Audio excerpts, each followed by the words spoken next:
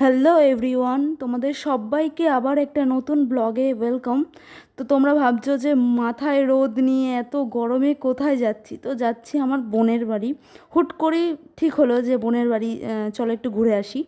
তো সবাই ফুল ফ্যামিলিই ছিল, তারা তাদের দিকে যাচ্ছে, মানে আমার শাশুড়ি যাচ্ছে বাপের বাড়ি, মানে কাছে পিঠেই আর কি।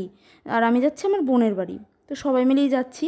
তো ট্রেনের জন্য অপেক্ষা করছিলাম, তো ট্রেন চলে এসছে আর ট্রেনের মধ্যে প্রচণ্ড ভিড় ছিল, তাই এই যে একটু সিট পেয়েছিলাম তো সিটে বসে পড়েছি। আর এই দেখো যা ভিড়, প্রচণ্ড গরম আর এত ভিড়, মানে প্রচণ্ড খারাপ অবস্থা ছিল। তাও এই যে সিট পেয়েছি এটাই অনেক। তো সিটির মধ্যে বসে একটু ভিডিও করছিলাম, তা ওকে বলছিলাম যে একটু হাই কর হাই কর, তা ও কিছুই করে না। ও বলছে এই গাছগুলো কেন দৌড়াচ্ছে, কেন ছুটছে। তো আমি বলছি যে কেন দৌড়াচ্ছে বল, ওদের পা আছে, ওরা ছুটে যাচ্ছে, রোদ লাগছে তো তাই। তো তারপরে এই সব টুকিটাকি বলছিলাম, ওর সাথে একটু মজা করছিলাম। তো খুবই গরম করছিল।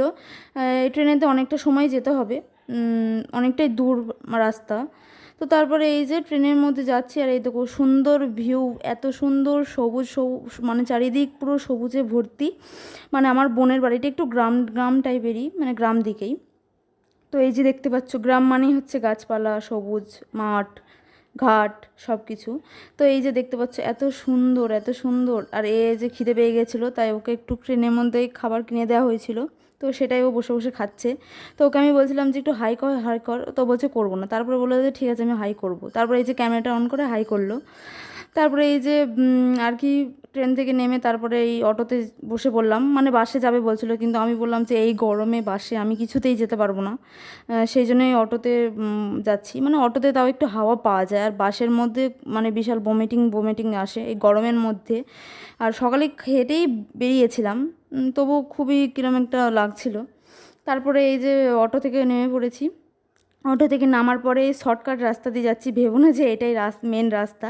এটা আসল মেন রাস্তা নয়, ওদের রাস্তাটা খুবই ভালো ঢালাই করা, কিন্তু আমরা শর্টকাটে যাচ্ছি। মানে এত গরম করছিল তো, মানে পুরো গা মাথা মুখ সব জ্বলছিল, জ্বালা করছিল।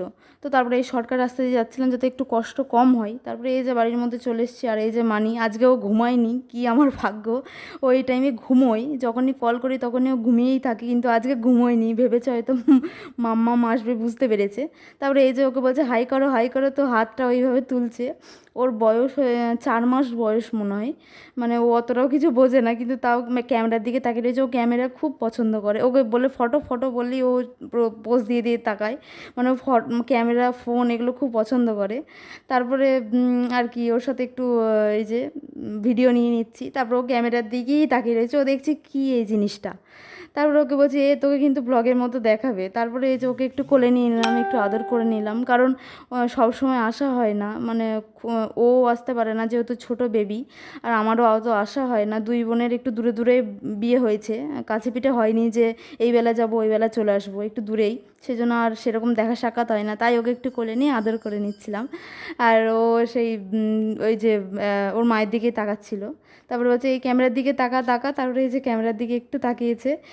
দাদা এই যে এই যে এই যে মাসি দেখো, যে মাসি ছবি তুলছে, ওই দেখ ওই দেখ ওই দেখ ওই দেখ ওই দেখ, এই যে তুমি 3B করেছো, ফটো ফটো ফটো কই ফটো কই কই কই ফটো ফটো ফটো কই কই কই কই কই কই কই কই তুমি কোথায় কোথায় কোথায় কোথায় দেখি তুমি 3B করেছো, 3B 3B 3B 3B করতে তাই 1 উইক না, কবি কবি, হ্যাঁ 1 হাত হয়ে গেছে, 1 হাত 1 হাত 1 হাত, কত কথা শিখেছে তুমি, 1 হাত হয়ে গেছো তুমি, ওই যে তোমার।